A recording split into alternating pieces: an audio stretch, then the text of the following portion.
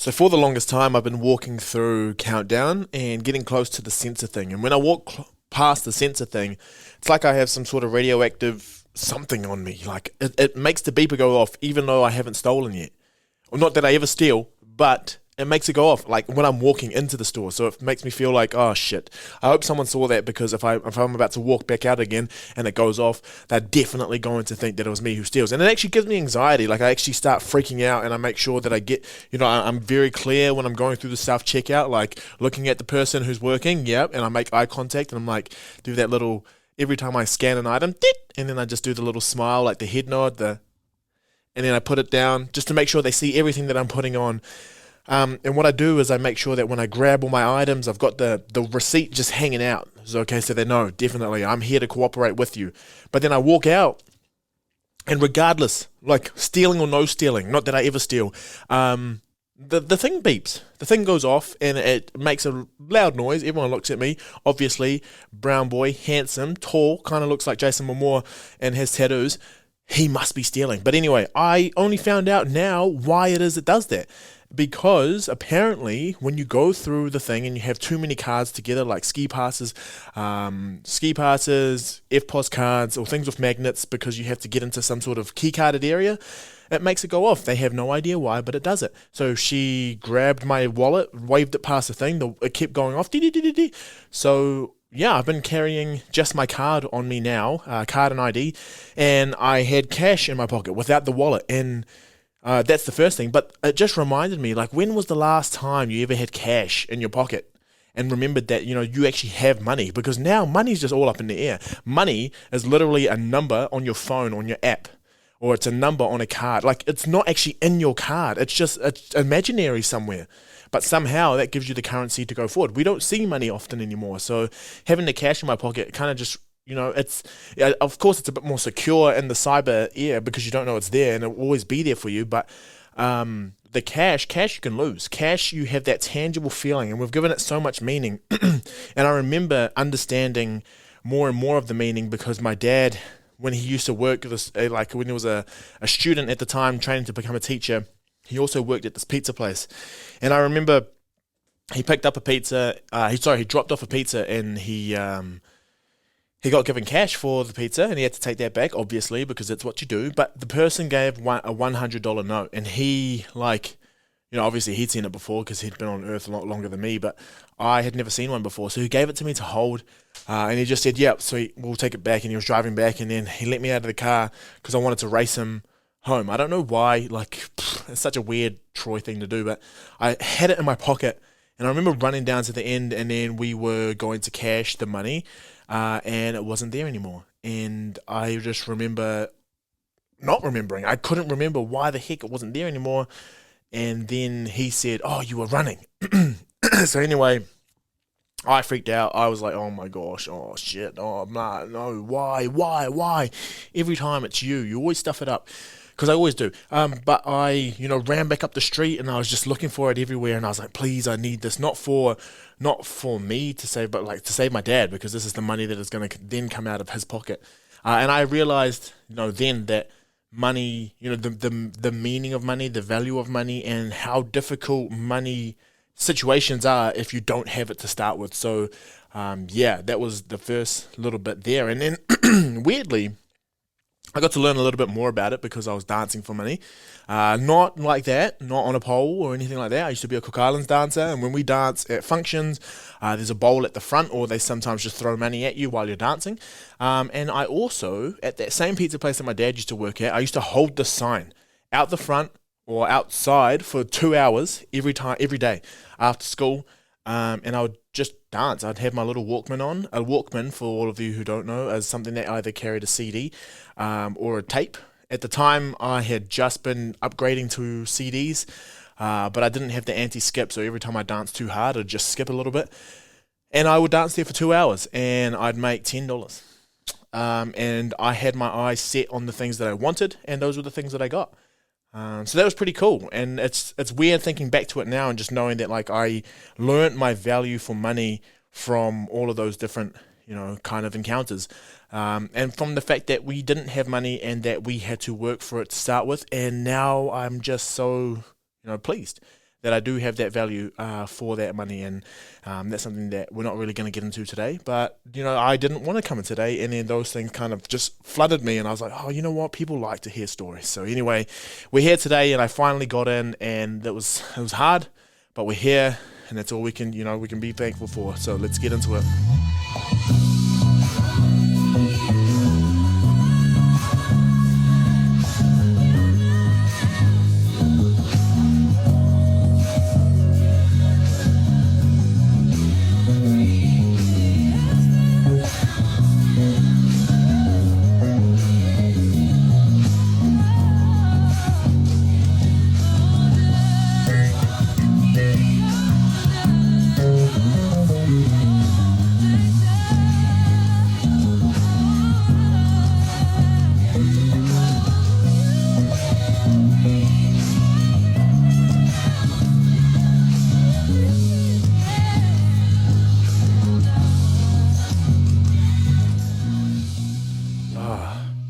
And every time I listen to my boy Ray play, I scrunch my face up. I scrunch it up so hard because it really hits me. I can just feel the essence that he where he gets into. I feel like I'm on the same wave that he's on when he's playing. When I get to listen to it, I feel like he shared that experience with us, and not for the sake of showing how good he is, but it's just so that you can enjoy the journey of music. You can enjoy the gift of music through him. And that's something that I need every day. And that's why I always wear headphones, is because I always, need to feel those gifts that people can give us through expressing something that they are just unbelievably good at. The gifts that they have been given, and they want to share it with the world and share it with the world to do good. And I'm thankful for him, and I'm thankful for being able to having this platform to be able to share that sort of thing. Like I said before, I really did not want to come in today, and I really have been questioning whether or not I carry on with this, because a lot of it I do share positive tips and all that sort of stuff to go ahead with, and I have to be honest, and I'm not in a very positive mindset at the moment. I don't know where I am. I'm a bit lost, and that's something that I guess we'll get into over the weeks. And it's been nice having people message me and all that sort of stuff, but at the same time, I think I need to figure out where it is I am first before I can properly address all of these different things. Because I've been doing amazing things. I've been doing some really cool things, and I'm really proud of those different things. It's just a few things externally. I think there's a bit of uncertainty around some sort of things, and there's just unsettled. I'm just unsettled, but I think that'll come back to me. And I think there's just been some huge decisions that have been made that I felt like I was still kind of on my tippy toes, not quite grounded when they were made. So yeah, we're working through that, but here we are. What cool thing, communication. So something that I've been talking about, this whole podcast is really about communication. And what we did for my work was this thing called DOTS. Now, DOTS is kind of, I don't want to say it's like a personality typing, but really it's to find your communication style. And what there are 4 different DOTS. I believe there is an online quiz that you can take, and it will give you kind of a sense for what DOT you are. But we did a full day workshop on what DOT you are. And basically what it is it becomes a tool for you to be able to figure out what works best for you in terms of communicating. So if people want to talk to you, how can they best understand you, and how can we best understand other people depending on the predominant DOT that they are. Now, the key things to take away from this is it is a tool. Any tool can be used for good, but it can also be used to kind of pigeonhole people. The tool doesn't. This tool may be, but not all tools do that. Like can a hammer pigeonhole someone? If that's a euphemism for something else, then yeah, sure you can. But anyway, these DOTs just figure out, who in our team, so we did it as a work thing, who in our team are different DOTs, so that we can see what type of communication styles serve them and serve them best. So I'm not going to go through all 4 DOTs because that's something that you can do if it sounds intriguing to you. But basically, I had a predominant DOT, and then that DOT is followed by your next predominant DOT, then blah, blah, blah, blah, blah, blah, and then that goes through the 4 different types. My one I ended up being a blue dot, and no, that's not my favorite color. So you can tell that I actually I related to the types of things that they were talking about with regards to the blue dot. So just for a quick rundown for what the blue dot is, how they tick, this type needs to know the why of any situation of idea. The best approach is to be kind, caring, considerate, and fully aware of their need to get a feeling for what you want them to do. So they're very feelingsy, all right? So when I was in there, I said I'm Phils Armstrong. I've been saying I'm Phils Armstrong since forever, and after doing this quiz, apparently that's why I am a blue dot, and a blue dot is someone of the heart, someone who likes to feel things out first, get an understanding of the situation before they make a move, or before they fully understand any situation. They are the Phils Armstrongs. They want to impress, let them know that you care, and this must be sincere. So all I want to know is that you feel like I'm the right person for the job. I just want to feel like you accept me for who I am, you accept the job that I've done, and accept the work that I've done, and then just be aware. Never threaten or intimidate this type, because if you do that, I'm going to feel unsafe, and I'm going to feel like it is you don't want me in that space. So just to give you a quick rundown, there's a blue and a purple, and they're people who kind of think from the heart. They're the people who are a bit more emotionally and aware of everything else. And then there's the reds and the yellows who are a bit more logical thinking, and they're just straightforward. They're just like, we do this, and this is how we get there. This is the picture of where I want to be. This is what I need to do to get there. So I'm a little bit of those as well, but I'm mostly on the feel side, and I've known this since forever. So when I came out like this, and then they gave me the explanations, you know, when you listen to someone talk, and it's not like a horoscope where people are telling your horoscope, like, oh yeah, today you will breathe oxygen, and everyone's like, oh my gosh, he can read everything, he's clairvoyant. Or like, hey, today you might see the color green. They're like, oh my gosh, I wore a green t-shirt back in the 70s. It's not like that. This is literally because they explain situations, and they explain exactly how you feel when you're in those situations, and how it is, where it is that you position yourself in different situations. And I was like, that's exactly me. I hear that 100%. So types of things that I think when you're dealing with war people, the key things are just to really have an attitude of understanding, have an attitude to want to understand, because I know if you have different communication styles and you don't really talk this through, and you don't want to get to understand people, it's very easy to think that there's a conflict when there's just been a misunderstanding. I know a lot of the times some people will just email me very bluntly, not even like a hello, greetings, what's up, like none of that. It's just straight to the point. Can you do this, blah, blah, blah, blah, blah. And I think that they hate me, or I think that they don't value me as a person, but they might just be wanting to get things done. They might just be super efficient, and this is what they need to get done. Because we're now breaking these down and having tools to be able to understand the types of ways that people communicate, now we have a tool. Now I can be like, oh, you weren't being blunt, or maybe you were, but that's just how you are. That's just how you communicate. But in those, it doesn't mean that because that's the way that they communicate, that's the only way they can communicate. We can find a middle ground, you know, being able to be like, hey, look, I don't like it when you do that. You'll get the best out of me if you do ABC. But yeah, just I think the key thing that sums me up is once it feels right, shit gets moving. Once something feels like it's the right thing to do, we're on. Right? There's no second guessing. I feel it. I feel that thing inside of me that says this is the right thing to do, and I'm very in touch with those feelings. The only problem with this is when I start to lose confidence in my own self because of things that are happening or things that are going on around me. When I get those feelings, I kind of have that feeling all the time because I don't trust myself anymore. So what that kind of channeled me to do was to start trusting myself a little bit more. Because when something feels wrong or when something doesn't feel right, I'm usually right.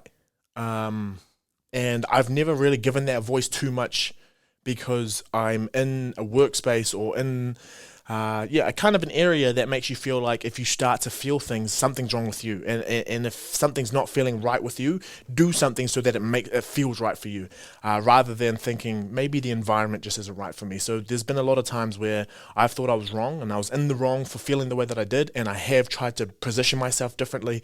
But what I found is that really has taken me further and further away from me understanding who I am, firstly, but also just away from healthiness, because I can't listen to myself anymore because I don't trust that, you know, that's actually what the problem is, because I've always been told that some of my feelings are just irrelevant. So yeah, trying to get in touch with that again. Trust the gut feeling, don't put me down, and don't confront my ass.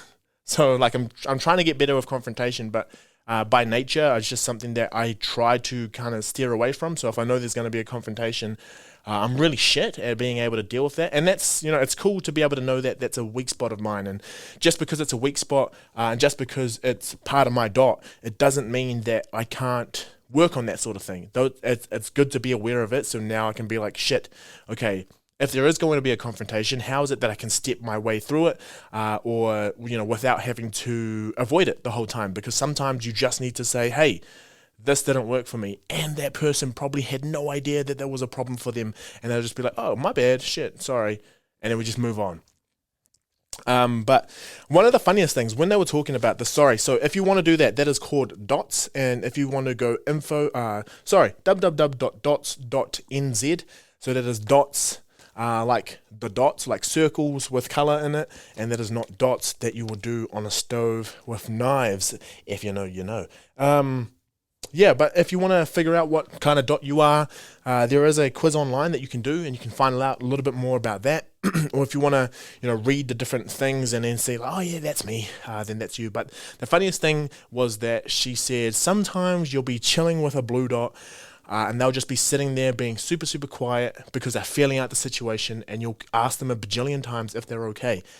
And they'll just say like, yeah, heck yeah, I'm having the time of my life. But you'll never feel like they're okay because they're just happy, chilling. And that's me, to a T. So many people think that they've upset me. So many people think that I'm not having a good time. But I'm having the time of my life, just being able to observe my own thoughts and just sit and feel situations out. And like, it doesn't take me much to be okay. I just kind of like can sit there and enjoy an environment and enjoy an energy without saying anything. So if you are with me, or if you hear anything and you start feeling like, maybe something's gone wrong, just ask. And if something has gone wrong, I'll tell you. But usually I'm just happy. I'm just happy chilling, just making my way downtown, walking fast. Cool. So that's the dots, and I'm heartfelt. So my heart leads me, and then secondary is my brain. So I'm all about instinct. And my instinct and my gut feelings at the beginning of my PhD was that I was going to love the old process, and then my gut feeling was that one of my examiners was an absolute asshole. So if you follow me on my own personal Instagram, you would have seen the types of things. So I actually came out and started talking about the different things that why I thought my examiner was incompetent, and I showed a few things that he had pulled out before, trying to say to me like, this is wrong, you need to correct that, and I want you to do this, and I want you to use my material to do that. So something that I have found that he is definitely, it's a difficult thing to think, and I want people to chime in, and I want people to hear this and just see what you think about this matter. So basically, there is a part on nutrition that he really wanted me to do. I had a section at the beginning talking about why I was only talking about physical activity and why I wasn't talking about nutrition. And then his only comment was that I needed a section on nutrition, which was beyond the scope of my PhD. And usually when people say it's beyond the scope, most scientists would be like, yes, only focus on what it is you need to focus on. So I said that. He didn't think it was good enough, so he wanted me to give it. Okay, cool, right. I'll give you that. Sure, I'll make it a little bit more, I'll flesh it out a little bit. I'll give it to you. And then I gave him a nutrition section that focused on thermodynamics. So thermodynamics is where if you're eating more than your body needs, you will put on weight. If you are eating less than your body needs, you will lose weight. So that is a very simplistic way of explaining physiology of weight loss. But to this day, that is the evidence, and that is where the evidence sits. Unfortunately, we have a guy who has probably watched too many Netflix documentaries that say that it's actually sugar that's the culprit, or he needs to go vegan, or you need to do the keto diet, all of those different things. And what has happened, the state of the evidence pretty much says that regardless of the macronutrient that is heaviest or that is making up most of the energy in your daily diet, so even if you're eating shit tons of sugar, but overall your energy intake is the same as someone who doesn't eat as much sugar, if it is the same and you are in, kind of an isocaloric, or you're using as much energy as it takes for you to maintain weight, then you will maintain weight, regardless of if you're high in sugar or not. Same goes for if you're eating less and you're eating sugar versus not eating sugar, and you're having the same amount of energy, you will lose the same amount of weight. And then same for above. The problem is that he believes, and he sent me the article. And the reason why I'm saying this now is because I'm confident and saying that these are his views, because he literally sent me, the article that he had written, which is a letter to the editor. It is not a published article used with research or scientific rigor.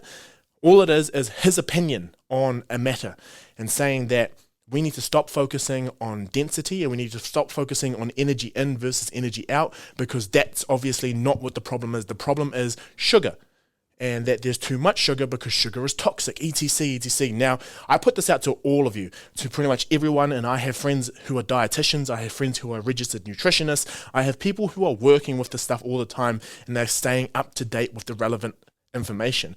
On top of that, I also do this sort of research as well, because I focus on public health and people in non-communicable disease. Now, my explanation, he said that I was wrong, and he said that my explanation is far too simplistic, and that's not the problem anymore. The state of the evidence is shifting, and he sent me a systematic review. So a systematic review is a study of studies. So in this study, it had so many studies that focused on different diets. Now in this, he was talking about a low-fat diet versus a non-low-fat diet, but facing the same energy intensity. So this silly bugger knows that I'm a scientific man. My middle name is Science, and that I am going to read this paper and scrutinize it, because I want to see, okay, what is it that you're actually saying?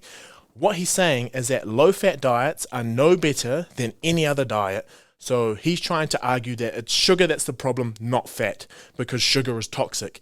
All that he showed me by sending me this sending me this article, sorry, I just burped, sending me this article, was that a low-fat diet that is the same intensity and duration, so meaning that for the same amount of time and the same amount of energy intake, is no better than any other diet. So whether it has sugar, low sugar, higher fat, etc, etc, etc.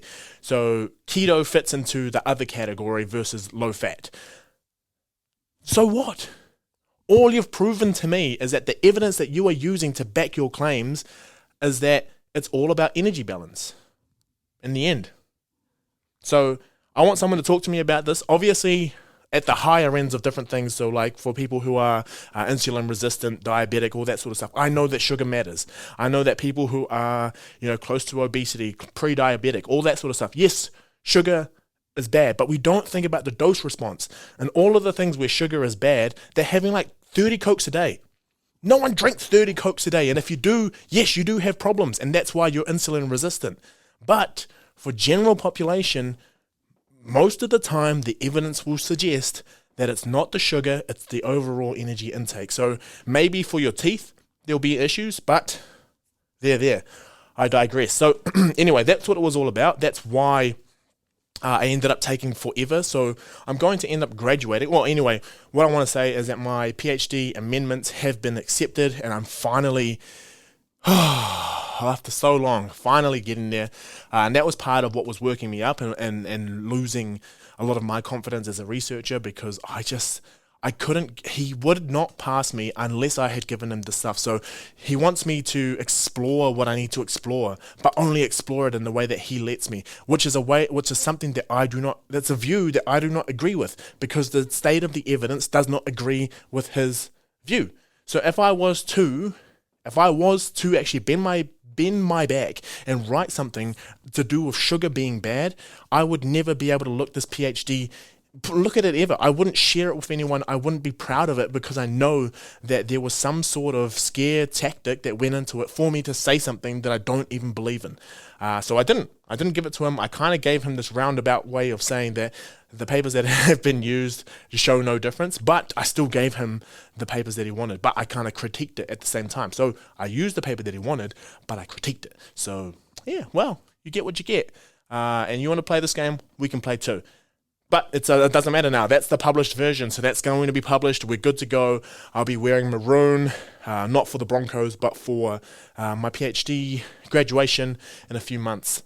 Great. Well, we took up a lot of time. So it's good to go. Dr. Troy will be in the house. We went to the aquarium. So some of you also would have seen on my story that we went to the aquarium. And while I was there, that's when I got the email to say my amendments have been accepted. So I'm so stoked with that. And anyway, basically what happened was I went to the aquarium, and it used to be a place that was open to the public, but now it's only for research. And the research, goodness gracious, I am so lucky to have fallen into the crews, fallen into the circles of people that I've been able to get to know, because these people are so multidisciplinary, but we all focus on the same kind of goal, which is the overall restoration of well-being. And we know that well-being is kind of something that is interpersonal, so it's between me and someone else, but it's also between me and the environment that I live in. So going to the aquarium was looking at the coastal kind of marine life that is out there, and how is it that we can connect communities with marine life and local marine life so that they can become guardians of their marine life, but then also so they get sustenance from the sea, but then also we need to sustain the sea. So learning about all of that sort of stuff in my short time there, it was amazing. It was amazing for me because it feels like, you don't have to be at your computer at a desk in the concrete jungle to be able to make a difference. You can actually go out coastal, be out in the nature, and something that this is stuff that I've been wanting to do for so long. It heals. Being out in nature heals. And now as part of my job, because I've gotten, into this whole holistic way of being, and my research now can actually be part of that. So I'm part of a really cool project, and we're starting to set that up. So why we went there was to kind of figure out how we can get more Pacific Islands communities involved in this coastal people stuff, and how is it that we can utilize some of the traditional knowledge, or the knowledge that these people had back from where they're from, but also the local knowledge, so that we can kind of integrate them all, so that people can become part of communities. People can become part of a community of practice that kind of sustains whatever marine life that they have around there. So it's a big circle, pretty much. It's a negative feedback loop, not negative, but it's a feedback loop. It is a negative feedback loop because you all check back on each other, but using the word negative makes it sound like it's bad. But it's a feedback loop. Basically, are the humans being sustained by the water? Is the water being sustained by the humans? And overall, and that's kind of how we maintain all of that sort of stuff. But then the cool thing about it is that we go past the first question, which is, what is climate change? And they already know that climate change is a problem, and they also know that climate change is a huge problem for the Pacific, with sea levels rising and all that sort of stuff. And the kind of research that was going on in there, bro, I had about 1 hour just in the different labs being explained. So they had, I don't know if I'm allowed to talk about this, but they had some starfish from Antarctica, and what they had were these little fridge things, and they could manipulate the pH of the water. So the pH is to do with the acidity of the water. They can manipulate the temperature of the water. And in these, this is where they get to see what are the generational differences. So when they have spouses, or when they have children or offspring, what's going to happen to them in these new environments. And the cool thing, but not the cool thing, is that they adapt. Yes, they do adapt, but at what cost? That is the thing that we do not know. We do know that they will adapt and they will live, but what is the cost? What happens at that cost of adapting? What do we lose? And it's just evolution and all of that happening fast, but it's happening faster and faster because the environments that these things live in are changing at such a rapid pace. So we humans think, oh my gosh, everything's so harsh for us. But there are so many other creatures that kind of just go through day by day, and they don't have social media to say how hard done by they are. They just disappear without us knowing. So that was awesome. And while I was there was an octopus in the aquarium, little thing. And I was telling everyone it's an aquarium. It's not really an aquarium. That was my bad for selling everyone that. But there was an octopus there, and I don't like to be up myself. I don't like to be like, you know what? Yeah, I think, yeah. But this octopus followed me around everywhere. So I feel like we had a connection. And I feel like it's because the octopus is so mysterious. No one knows why it's so smart. No one knows how the heck they learn as much as they do. But apparently, they're just super, super smart. Now, I'm not saying that I'm super, super smart, but not many people know much about me and why I'm the way that I am. Yeah. So yeah, I think we had a connection. I think we connected on that level. Because that octopus followed me everywhere and just kept a little eye out on me wherever I was in there. So anyway, marine life, how good. I get to be part of that. I get to learn so much more about it, and I get to be humbled because this is an entire field that I have no clue about, and I'm probably just going to look silly a lot of the time by asking some questions. But yeah, that's what it's all about. I did go away, but that's something that I want to talk about a little bit more in another episode. This was in next week's episode, so I'm going to be doing an episode on what we could do for fun.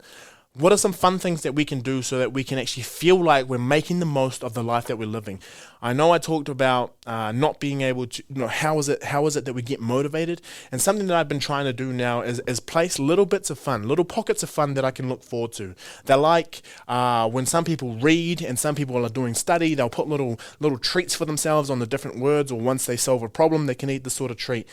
I think about that in the calendar. On the calendar day, what day am I going to be doing something that I truly look forward to so that I can have that motivation to be able to get through some stuff? And it's fun stuff. And it's the type of fun that makes you feel like, this is worth it and life is something worth living. Because I have had difficulties, obviously, questioning all that sort of stuff, questioning my purpose, questioning why it is that I even get up and do all this sort of stuff. And then it takes a lot of soul searching to find it again, and there are things now that I'm doing that I'm starting to notice that are things that are positive for me, and they're things that make me reaffirm who I am as a human and why it is that I am here. And to be honest, having that battle over with that silly bloody examiner has really, really, really been a big positive for me, because he definitely took a lot of energy away from me that didn't need to go there. And just learning a bit about this person, I think they are just like that. They just like being the contrarian in the room. They just like thinking that they are the only one that matters, or like being right. And some people are like that. You're going to get that as well. So I'm glad that it happened to me, and I could see the light in it, and I could see the jokes, and then I can share it all with you, and then you all can just be like, does this guy live in a soap opera? Seriously, all the stuff that's happening. Anyway, that was awesome. I started watching Midnight Mass on Netflix. If anyone hasn't seen that, so if you've watched Hilting of Hill House, Bly Manor is the next one, and then this one is called Midnight Mass. So I've watched all the two of them, and I'm starting to go through Midnight Mass, and I'm not going to talk too much about it because I haven't finished it yet, but I barely watch anything on Netflix. I don't really watch series unless I know it's like the continuation of another series as well that I already liked. I'm so particular with the things I watch because I know that that's going to be a bit of time that I need to take to go do that, and then get into the right mood, and then will I not like it, and if I don't like it, then I start to hate myself for not liking it. Just a bunch of things. You know me. You know how it is. And I went to Kmart and bought another 6 pairs of undies because I threw out all these old undies. I don't know where the heck I'm going. I threw out all these old undies, and I had maybe 14 or so pairs, which apparently isn't enough. People say to me that's not enough, but then I ended up with 7. And I did not realize when you train, you go through so many pairs of undies, right? Not because you're getting them and stuff, but they just get sweaty, and you need to change them right away. So yeah, I had to go buy more undies, so I've got some more undies anyway.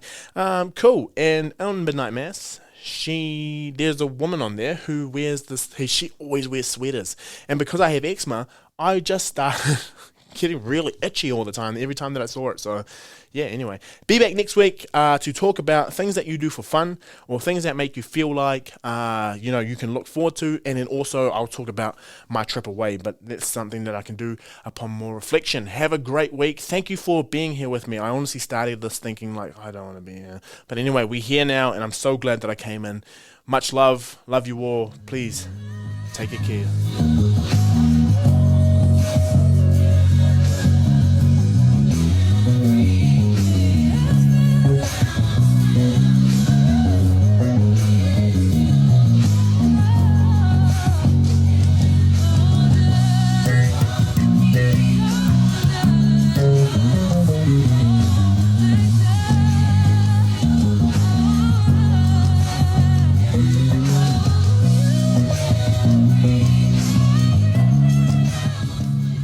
Stay safe this week, y'all. Love you.